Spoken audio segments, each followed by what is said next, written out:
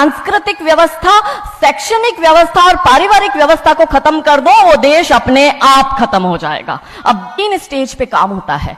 25 वर्ष तक की बच्चियों को बिगाड़ने का काम बॉलीवुड अपने टीवी सीरियल के माध्यम से करता है। 25 से 35 वर्ष की शादीशुदा महिलाओं का जीवन और उनके परिवार को बर्बाद करने का काम ये अपने टीवी सीरियल के माध्यम से करती है।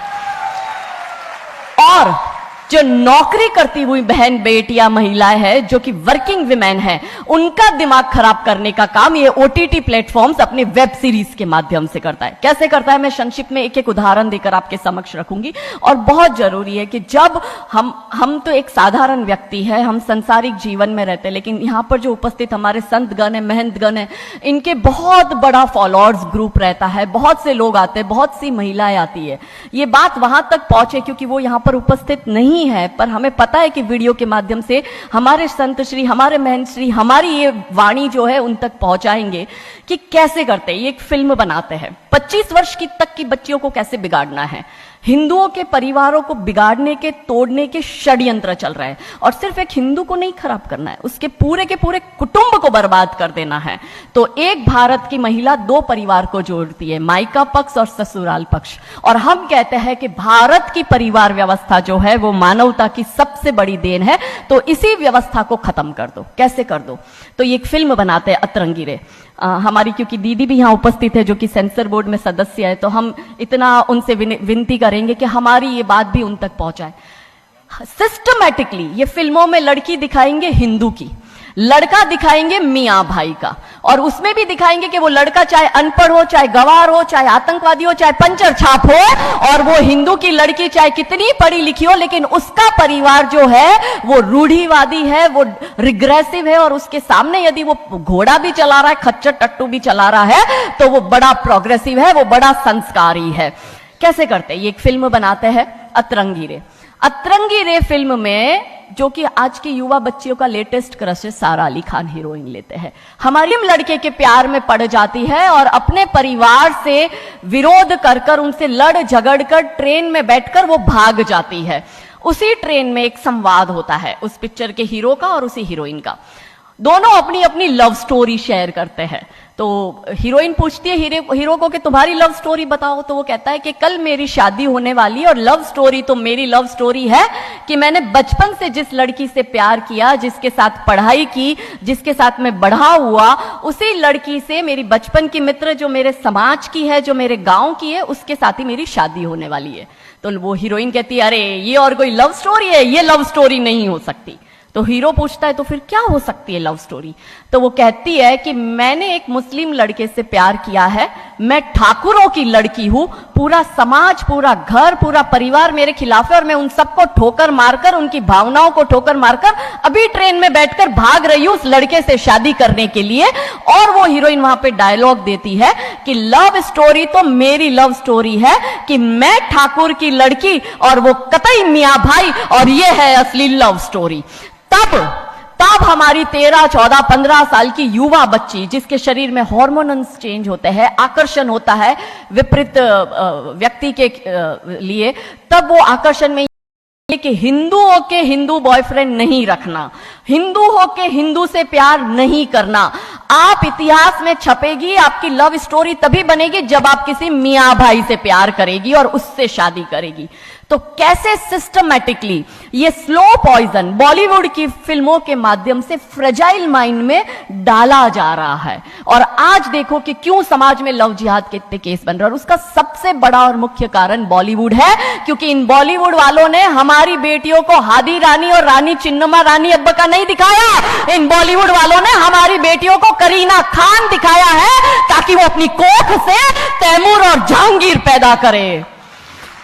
ये बॉलीवुड वाले लव स्टोरी पर फिल्म बनानी है तो ये हादी रानी और राजा रावत सिंह चुड़ावत पर क्यों नहीं बनाते? मैं आपको उनकी कथा शॉर्ट में करती हूं कि राजा रावत का शादी जो होता है वो हादी रानी से होता है, मेवाड़ के राजा है, और औरंगजेब की सेना आक्रमण करने आती है। और जब औरंगजेब की सेना आती है तो राजा रावत सिंह का 2 दिन पहले ही विवाह हुआ होता है हादी रानी से। तो राजा जी की इच्छा नहीं होती कि मैं युद्ध लड़ने जाऊं, तो हादी रानी बड़े क्रोधित होते, वो कहते तुम मेरी चिंता छोड़ो, तुम अभी इस मातृभूमि की रक्षा के लिए, इस धर्म की रक्षा के लिए आप युद्ध भूमि में जाओ और आप मेरी चिंता मत करना। यदि आप बलिदान भी हो जाओगे तो मैं प्राउडली अपने आप को आपकी विधवा कहूंगी। तब राजा रावत युद्ध लड़ने जाते हैं। युद्ध भूमि में राजा रावत जी को हादी रानी की बहुत याद आती है, क्योंकि नई नई शादी हुई होती है, तो नई बियाई दुल्हन को छोड़ के आए होते हैं, तो बहुत याद करते हैं। तो वो अपने दूत को कहते हैं, अभी सेना आने में समय होता है और युद्ध में भी समय होता है, तो वो कहते हैं अपने दूत को कि जा तू रानी सा के पास जा महल में और उनसे कहे कि राजा जी को आपकी बहुत याद आ रही है, आप अपनी कोई एक निशानी उनके लिए भेजो। दूत भी बड़ा टेंशन में आ गया कि ये युद्ध भूमि में बैठे और इनको हादी रानी की याद आ रही है, ये युद्ध लड़ेंगे कैसे और जीतेंगे कैसे। पर वो दूत डरते डरते पहुंचा रानी सा के पास और रानी सा को कहता है कि राजा रावत जी ने आपकी एक निशानी मंगाई है, उनको आपकी बहुत याद आ रही है। तो रानी सा बहुत क्रोधित हो जाते कि ये मेरा पति कैसा, ये युद्ध लड़ेगा कैसे, औरंगजेब की इतनी बड़ी विशाल सेना है, यदि जहां युद्ध भूमि में बैठकर उसको रणनीति बनानी है वहां वो मेरी निशानी मंगवा रहा है। तब हमारी हादी रानी क्रोधित होती है, हाथ में तलवार लेती है, अपनी गर्दन काटती है, थाल में सजा के दूत को देती है और कहती है जा तेरे राजा को जाके दे देना मेरी निशानी। तब वो दूत युद्ध भूमि में जाता है, राजा जी को हादी रानी की निशानी यानी कि उनका कटा हुआ मुख देता है। राजा जी बड़े दुखी हो जाते हैं, उनको लगता है उनसे बहुत बड़ी गलती हो गई।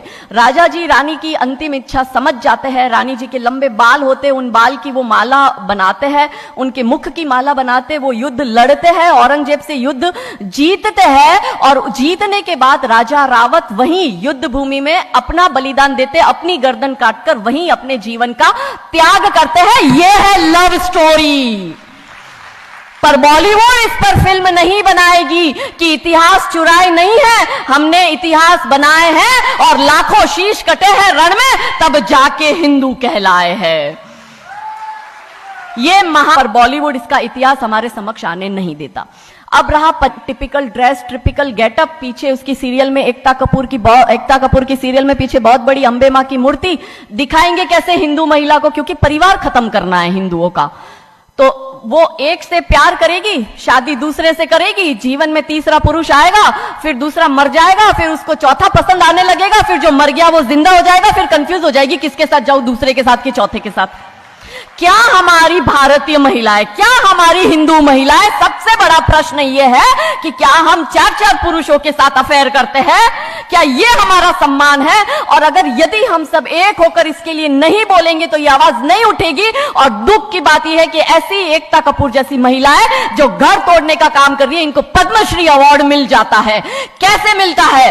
भारत सरकार से इस भूमि पर खड़े होकर मैं निवेदन करती हूं कि आप ऐसी महिलाओं के पद्मश्री वापस लो, क्योंकि ये महिलाएं हिंदू परिवारों के मकान घर तोड़ने का काम कर रही है। और तीसरा और का दिमाग कैसे खराब करना है, तो ओटीटी प्लेटफॉर्म के माध्यम से ये दिखाएंगे कि यदि आप नौकरी कर रही है तो आपके सास ससुर आपके पैर की जूती, आपका पति आपके पैर की जूती। बच्चा पैदा करने के लिए आपको किसी से शादी करने की जरूरत नहीं है, आपको ससुराल व्यवस्था में रहने की जरूरत नहीं है, और आप है फेबेन।